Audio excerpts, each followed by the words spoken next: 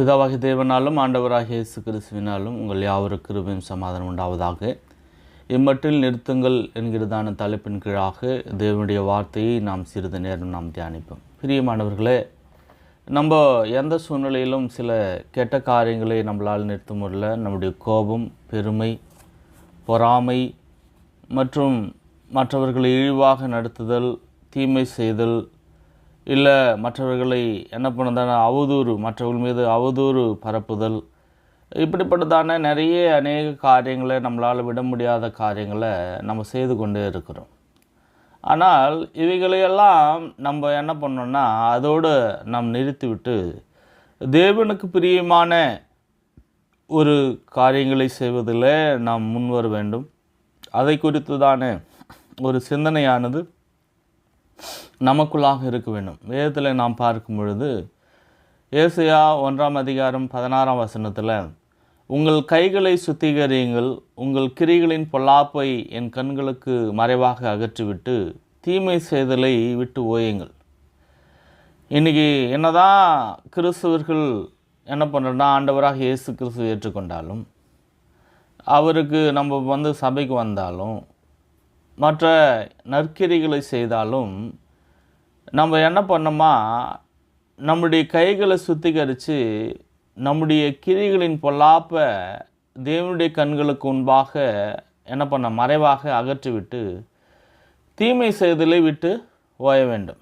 ஒரு மனுஷன் எந்நேரமும் மற்றவர்களுக்கு தீமை செய்தலை குறித்தே அவன் என்ன பண்ணனா யோசித்து கொண்டு இருப்பான் என்று சொன்னால், அவனுடைய வாழ்க்கையானது மிகவும் ஒரு மோசமான நிலைமைக்கு தள்ளப்பட்டிருக்கும். சில பேர் என்ன பண்ணுவாங்கன்னா, எப்போ பார்த்தாலும் என்ன பண்ணாங்கன்னா மற்றவர்கள்கிட்ட இன்னொருவரை பற்றி அவர்கள் பேசி கொண்டே இருப்பார்கள். இன்னொருத்தர்கிட்ட பேசணுன்னா இன்னொருவரை பற்றியே அவர்கள் குறை சொல்லிக்கொண்டு இன்னொருவரை பற்றியே பேசி கொண்டிருப்பார்கள். வேதம் சொல்கிறது 1 கொரிந்தியர் 15:33 மோசம் போகாதிருங்கள், ஆகாத சம்பாஷணைகள் நல்லொழுக்கங்களுக்கு எடுக்கும். அப்போ இன்றைக்கு பொதுவாக மனுஷனுக்கு நல்ல ஒழுக்கம் இருப்பது என்பதே மிகவும் அரிதான விஷயம் என்ற பொழுது, இந்த ஆகாத சம்பாஷணைகளானது நல்லொழுக்கங்களை கெடுக்கிறதா இருக்கிறது. எது ஒன்றுமே ஒரு எல்லைக்குள்ளாக வரையறுக்குள்ளாக இருக்கும் பொழுது அதில் என்ன பண்ணோம், பரிசுத்தமானது காணப்படும்.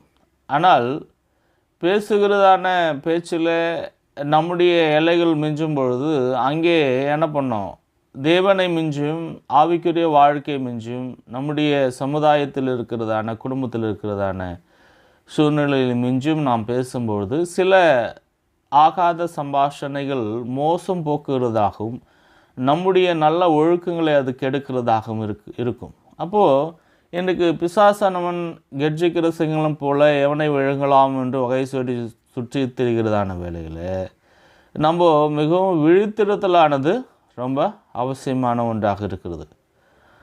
1 கொரிந்தியர் 15:34 நாம் பார்க்கும் பொழுது கூட, நீங்கள் பாவம் செய்யாமல் நீதி கேட்க விழித்து கொண்டு தெளிந்தவர்களாயிருங்கள், சிலர் தேவனை பற்றி அறிவில்லாதிருக்கிறார்களே, உங்களுக்கு வெட்கம் உண்டாக இதை சொல்கிறேன் என்றார். இப்போது இன்றைக்கு பாவம் செய்யாமல் நீதி கேட்க விழித்து கொண்டு தெளிந்தவர்களாயிருங்கள். அப்போ பாவம் செய்யாமல் நீதி கேட்க விழித்து கொள்ள வேண்டும் என்று சொன்னால் நம்முடைய ஜெப வாழ்க்கையானது அது குறைந்து போகக்கூடாது. ரெண்டாவது பார்த்தோன்னா, வேதத்தை வாசிப்பதும் அதை கற்றுக்கொள்வதும் நம்ம விட்டுவிடக்கூடாது. ஆவிக்குரிய வாழ்க்கையில் சபைக்கு செல்வதை நாம் விட்டுவிடுவர்களாய் நாம் இருக்கக்கூடாது. ஆவிக்குரிய மனிதர்களோடு தொடர்பு கொள்வதில் நம்ம என்ன பண்ணோம், விட்டுவிடுவர்களாய் நாம் இருக்கக்கூடாது.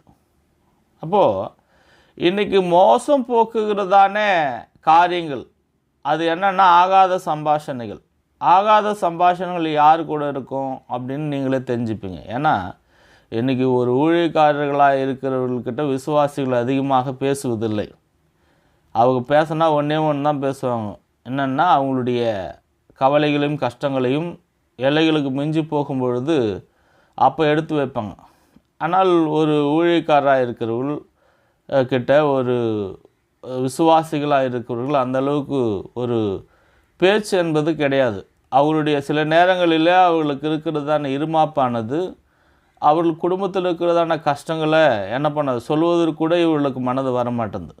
ஏன்னா நிறைய நம்மளால் முடியும் பார்த்துக்கலாம் அப்படிங்கிறதான ஒரு எண்ணமும் சிந்தையும் இவளுக்கு இருப்பதுனால ஜெபிப்பதற்கு கூட என்ன பண்ணுறது, ஊழியக்காரர்கிட்டையும் மற்ற சகோதரர்கிட்டையும் சொல்வது என்பது மிகவும் ஒரு இன்றைய காலகட்டத்தில் ஒரு அரிதான ஒரு விஷயமாக இருக்கிறது.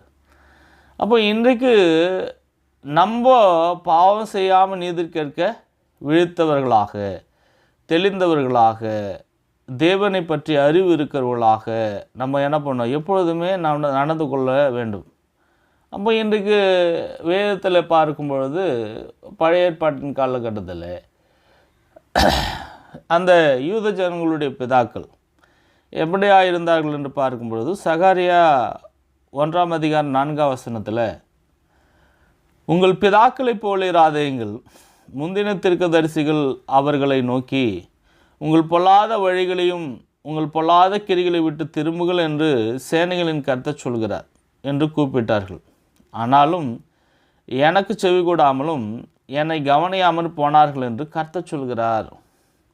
அப்போ இன்றைக்கு ஊழியம் செய்கிறதான இல்லை சுவிசேஷத்தை அறிவிக்கும் பொழுது கேட்காத செவிகள் நிறைய இருக்குது, கீழ்ப்படியாத இருதயங்கள் நிறைய இருக்குது.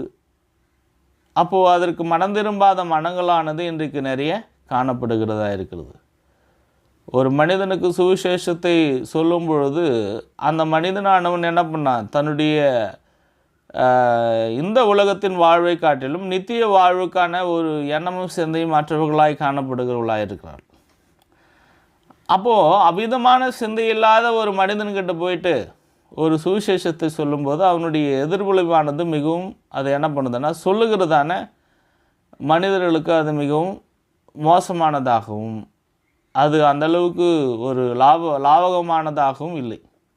ஆனாலும் சுவிசேஷத்தை சொல்ல வேண்டியது நம்முடைய கடமையாக இருக்கிறது. தீர்க்கதரிசிகள் கூட என்ன பண்ணுறாங்கன்னா, பொல்லாத வழிகளையும் பொல்லாத கிரிகளை விட்டு திரும்புங்க, இதோடு நிறுத்துங்க அப்படின்னு சொல்லும் பொழுது அவங்க என்ன பண்ணலாம், செவிகொடுக்கலையா அதை கவனியாமல் போனாங்களாம். அப்போ இன்றைக்கு எத்தனை பேர் தேவனுடைய வார்த்தைக்கு செவிகொடாமல் தேவனுடைய வார்த்தையை அவங்க கவனியாமல் போகிறார்கள் என்பதை குறித்து நம்ம என்ன பண்ணோம், ஜாக்கிரதையுள்ளவர்களாக இருக்க வேண்டும். பிரியமானவர்களே, இன்றைக்கு கூட நம்ம எல்லாருமே என்ன பண்ணோம், ஆண்டவராகிய இயேசு கிறிஸ்துவினாலே பரிசுத்தமாக்கப்பட்டவர்களாக இருந்தாலும் அந்த திராட்சை செடியில் இணைக்கப்பட்டதான கொடிகளாக நம்மை தக்க வைத்து கொள்வது மிகவும் ஒரு அரிதான ஒரு விஷயம். அது மிகவும் ஒரு கடினமான ஒரு காரியம். அப்படிப்பட்டதான சூழ்நிலையில் நம்முடைய ஜெப வாழ்க்கை கொண்டு போகும்பொழுது, நம்ம ஆவிக்குரிய வாழ்க்கையில் நாம் தொய்ந்து போகும்பொழுது, நம்முடைய ஆவிக்குரிய வாழ்க்கையின் ஆவியின் கனிகளை மிஞ்சி பூமிக்குரியதான அந்த காரியங்கள் உலகத்தின் கிரியைகளானது மேலோங்கி எழும்பொழுது ஆகாத சம்பாஷங்களை தவிர்த்து பாவம் செய்யாமல் நீதி கேட்க விழித்து கொண்டு தெளிந்தவர்களாய் நாம் இருக்க வேண்டும். அந்த பிதாக்களைப் போல நம்ம இல்லாதபடி தேவனுடைய வார்த்தை நம்முடைய வழியில் நம்முடைய செவியில் வந்து விழும்பொழுது அந்த வார்த்தைக்கு நாம் செவி கொடுத்து அதை கவனித்து கீழ்ப்படும் பொழுது மேல்மேலும் தேவன் என்ன பண்ணுவார், நம்மை அந்த ஆசீர்வாதத்தின் மிகுதியிலே அவர் வந்து கொண்டு வந்து சேர்ப்பார்.